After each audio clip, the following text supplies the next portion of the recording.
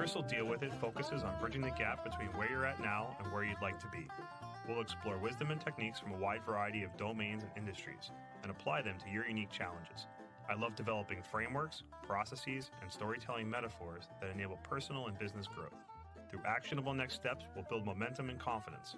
My goal is to help you clear roadblocks, do more with what you have, and realize the potential of yourself and your team. So throw your challenges my way, and Crystal deal with it.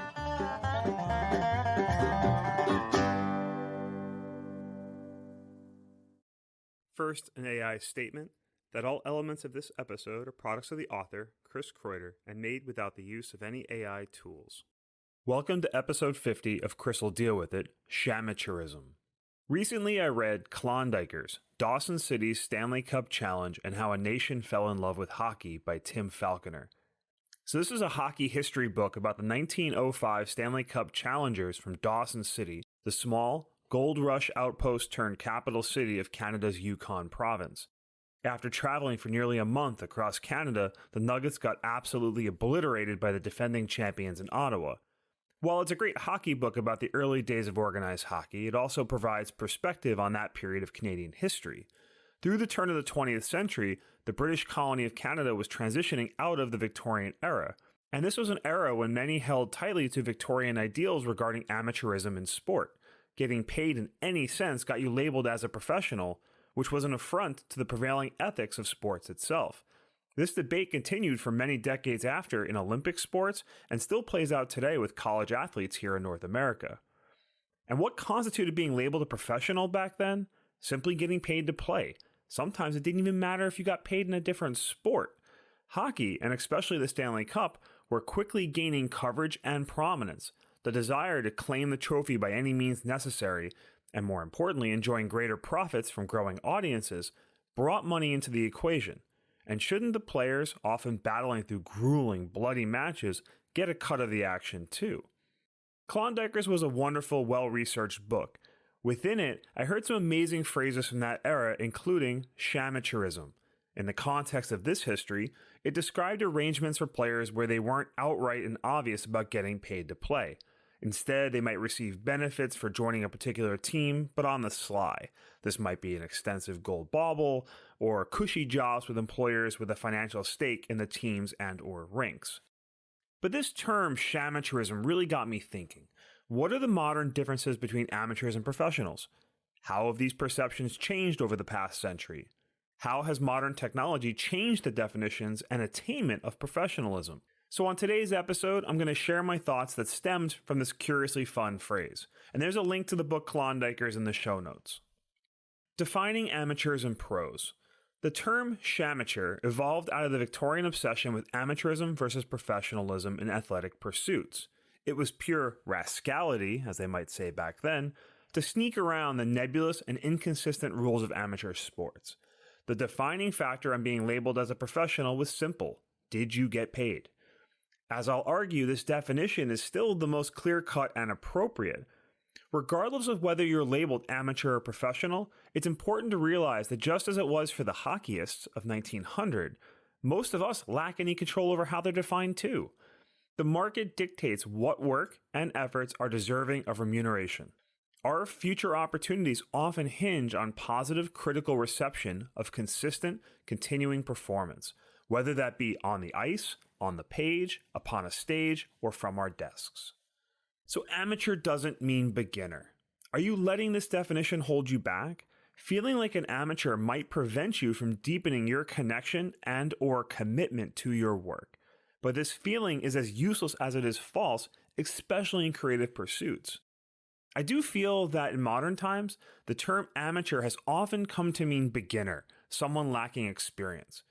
Amateur really just means unpaid, someone who does an activity for pleasure rather than a financial benefit or professional reasons. And professional means someone earning a living in an endeavor frequently engaged in by amateurs. Ask yourself, would you do the work or play in the games even if the activity ended up unpaid? If you wouldn't do it unpaid, how do you expect to thrive doing it once money, possibly your entire livelihood, becomes involved? It's worth noting that generally, professionalism isn't something seen in every field. It doesn't mean any job where you get paid. The term exists for activities where there are people doing it for pleasure as well. Now, the amateur can spend a substantial percentage of their lives and career in their chosen endeavors. This makes their work no less or more meaningful than a professional's work. Again, being defined as a pro is often out of their control anyway. Going back to the hockey example from a century ago, you either played well or you couldn't. The better players would get chosen for the top teams, a fact that's still the case today. And it's the same for becoming a professionally published writer. It's a process that involves lots of effort, heartache, luck, time, and usually financial support from other sources. Even getting through that next level of professionalism, which usually means getting traditionally published, there's still the difficulties of generating acclaim for one's work. No matter the quality of your work, getting it noticed involves even more effort, luck, marketing, and often the long tail of time. No matter how you look at yourself, becoming a professional still comes down to people's willingness to exchange money for your work. But what triggers a differentiator between amateur and pro? Is it the total revenue generated, the net profit made, the hours invested, the size of your network, the percentage of time you've expended on the effort? A gatekeeper who says, "You're a professional now." The process of going from amateur to pro often will involve consistently showing up, dedication to excellence in your field, encouraging oversight, outside observation, and critique, having a network and support system around the work, basically not being on an island, and primarily selling work and getting paid. And yes, nearly all beginners do typically start as amateurs, but that still doesn't make amateurism a similar label. The amateur is someone doing it for the love of the game, art, or work, regardless of their aspirations to professionalism or lack thereof. Success in the endeavor is aided by maintaining diligent work, an open mind, and a willingness to experiment and learn regardless of how your status in the field is labeled. So I wondered what the opposite of a shamateur might be, and I came up with profalsional, or the false professional. It's possible to see your work, no matter how unpolished, as worthy of the trappings of professionalism. Look at me, I wrote a book. There are a lot of vanity presses out there that are preying on this desire to appear professional and say that you're published. Is someone more interested in fast-tracking their ability to tell others, "I'm a published writer," than they are in the journey itself? Putting in the often daunting effort of building their craft to the point where they earn those first professional sales? Or to put it more bluntly, are they interested in the optics of status rather than the output they produce? This mentality can push people towards quantity over quality. And that often means little craft involved, such as editing, rehearsal, study, or responding to feedback. Just churn out content. Recent developments in AI tools such as ChatGPT and DALL-E for images are supercharging people's perception of how easy it is to produce professional-looking work. Even worse, it's adding a lot of noise into the marketplace, which makes it harder to discern the quality, human-generated work out there. Regardless of the paths used, dressing oneself in the trappings of success without acquiring the true equity of a pro is a fool's errand. And what is that true equity of a pro? To me, that means experience, honed skills. Notice I'm not mentioning talent. Leverageable industry connections, earned respect and critical acclaim, or to put that another way, fans. Invitations to perform at higher levels of one's field, having something on the line. For me, being a pro means the activity is one of the major methods a person uses to make a living. It's worth considering, is being a pro a binary yes or no definition, or can it be a sliding scale? It's important to remember that being a pro is never a permanent state. If people stop paying for your goods and or services, when and how do you revert back to amateurism? Sure, you can say, "I was a pro," and sometimes that former status does carry meaning in the field. This is especially true in sports where there's a physical component. As I like to say in hockey, all roads lead to beer league. Therefore, you never want to rest too heavily on your laurels. If the award-winning writer stops writing, when did they shift from being a professional writer to someone who once wrote an award-winning book? Likely when publishers stop paying for their work, which, in the case of the creator that stops producing, that time is when the royalty checks stop providing notable income. If the most valuable player stops pushing themselves to excel, they'll likely find themselves fighting just to stay in the league. So let's touch on modern Shamatuerism. Who are the gatekeepers? In many fields, there are few, if any, gatekeepers or arbiters who can define you as a pro. Even in the Victorian era, it was as simple as, did someone pay you at some point? Technologies like the internet, desktop publishing, and print on demand have greatly reduced both the quantity and sway of institutional gatekeepers.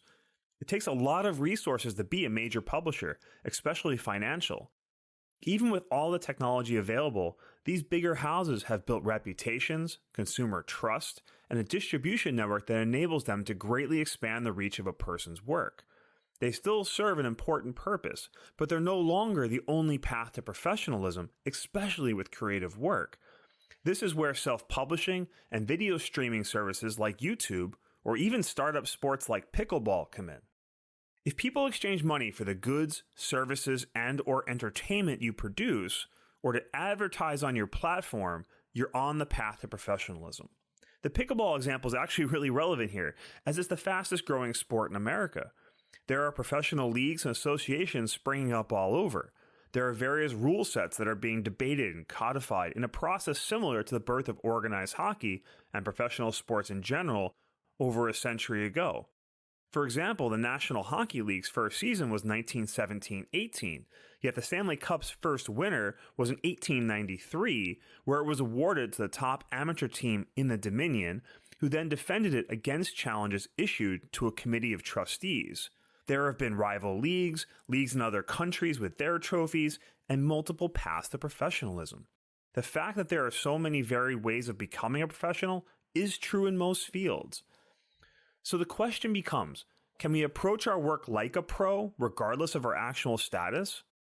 We can choose to consistently work to the best of our abilities. We can study and learn new techniques to improve those abilities. We can seek mentors to guide us.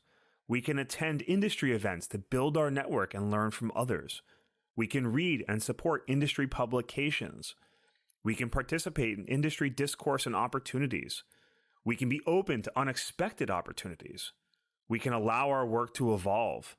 We can allow ourselves to change tactics or even entire fields. We can treat people consistently well regardless of the perceived benefits to our own work. And lastly, we can choose to forgo the traditional gatekeepers by forming our own businesses and taking our work directly to the consumer. I'm going to end today's episode with a quote that I've always found great encouragement from.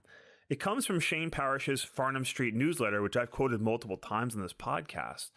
I feel it's an awesome encapsulation of the mentality of those who are striving towards greatness. The courage to start, the discipline to focus, the confidence to figure it out, the patience to know progress is not always visible, the persistence to keep going, even on the bad days. That's the formula. And with that, have a great day. If you feel that Chris dealt with it, I'd appreciate your support of the show by sharing it with someone who might benefit. Ratings on your favorite podcast player are also helpful in growing the audience. Visit chriskroiter.com for free downloadable PDFs with notes and resources from today's episode, to sign up for the CDWI mailing list, or to send in your problems or requests for future shows. That's chriskreuter.com, or use the link in the show notes. Thanks for listening to Chris Will Deal With It.